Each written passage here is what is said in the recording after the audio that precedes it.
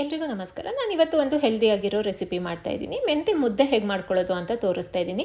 ಸಾಮಾನ್ಯವಾಗಿ ಮೆಂತೆ ಮುದ್ದೆನ ಬಾಣಂತಿಯರಿಗೆ ಕೊಡ್ತಾರೆ, ಮೆಚೂರ್ಡ್ ಆಗಿರೋ ಹುಡುಗಿರಿಗೆ ಕೊಡ್ತಾರೆ. ಹಾಗೆ ನಾವು ಹಿಟ್ಟನ್ನು ಗೋಧಿ, ಮೆಂತೆ, ಅಕ್ಕಿ, ಉದ್ದಿನಬೇಳೆ ಹಾಕಿ ಮಾಡಿಸಿರೋದ್ರಿಂದ ಸೊಂಟಕ್ಕೂ ಕೂಡ ಒಳ್ಳೆಯದು.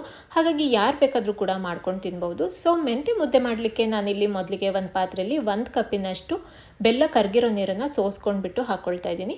ಹಾಗೆ ಅರ್ಧ ಕಪ್ಪಿನಷ್ಟು ನೀರನ್ನು ಸೇರಿಸ್ಕೊಳ್ತಾ ಇದ್ದೀನಿ. ಮತ್ತು 1 ಚಮಚ ತುಪ್ಪನ ಹಾಕ್ಕೊಳ್ತಾ ಇದ್ದೀನಿ. ಒಂದ್ಸರಿ ಇದನ್ನು ಮಿಕ್ಸ್ ಮಾಡಿ ನೀರನ್ನು ಕುದಿಸ್ಕೊಳ್ತೀನಿ. ನೀರು 1 ಕುದಿ ಕುದಿಸ್ಕೊಳ್ತೀನಿ. 1 ಕುದಿ ಬಂದಮೇಲೆ ಒಂದು ಅರ್ಧ ಕಪ್ಪಿನಷ್ಟು ಮೆಂತೆ ಹಿಟ್ಟನ್ನು ಹಾಕ್ಕೊಳ್ತಾ ಇದ್ದೀನಿ. ಮೆಂತೆ ಹಿಟ್ಟನ್ನು ಮೀಡಿಯಮ್ ಫ್ಲೇಮಲ್ಲಿ ಒಂದು 5ರಿಂದ 6 ನಿಮಿಷ ಘಮ ಬರೋವರೆಗೂ ಬೇಯಿಸ್ಕೊಳ್ಬೇಕು. ಒಂದು 5-6 ನಿಮಿಷ ಆದ ನಂತರ ತೋರಿಸ್ತಾ ಇದ್ದೀನಿ. ಹಿಟ್ಟು ಚೆನ್ನಾಗಿ ಬೆಂದಿದೆ. ಈ ರೀತಿ ಸೌಟಲ್ಲಿ ಎಲ್ಲದನ್ನು ಮಿಕ್ಸ್ ಮಾಡ್ಕೊಳ್ಬೇಕು. ಸ್ವಲ್ಪನೂ ಗಂಟಿಲ್ಲದೆ ಇರೋ ರೀತಿ ಈ ರೀತಿ ನಾದ್ಕೊಳ್ಬೇಕು. ಚೆನ್ನಾಗಿ ನಾದಿದ ನಂತರ ಒಂದು ಕೈ ಬಟ್ಲಲ್ಲಿ ತುಪ್ಪ ಅಥವಾ ನೀರನ್ನು ಸವರ್ಕೊಂಡು ಕೈಗೆ ಈ ರೀತಿ ಚೆನ್ನಾಗಿ ನಾದ್ಕೊಂಡು ಮುದ್ದೆನ ಮಾಡಿಕೊಂಡ್ರೆ ಮೆಂತೆ ಮುದ್ದೆ ರೆಡಿಯಾಗಿದೆ. Thank you for watching.